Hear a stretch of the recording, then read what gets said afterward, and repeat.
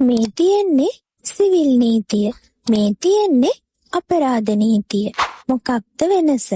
Civil නීතිය බලපාන්නේ පුද්ගලයෝ දෙන්නෙක් ව්‍යාපාර හෝ සංවිධාන අතර ඇතිවන ප්‍රශ්නවලට. උදාහරණයක් විදිහට ගිවිසුම් කඩ කිරීම, ඉඩම් ආරවුල්, දික්කසාද, පවුල් ආරවුල් සහ වන්දි ඉල්ලීම් ගන්න පුළුවන්. මෙතනදී උසාවියේ ඉලක්කය වෙන්නේ ප්‍රශ්නේ විසඳලා අගතියටපත් වුණු කෙනාට සාධාරණයක් හෝ වන්දියක් අරන් දෙන එක. අපරාධ නීතියෙන් බලන්නේ මුළු සමාජයටම බලපාන වැරදි, හොරකම් කිරීම, පහර දීම්, වංචා කිරීම සහ මිනීමැරුම් වගේ දේවල්. මේ නඩුවලදී පැමිණිල්ල කරන්නේ රජය මගින් හෝ පොලිසිය මගින්.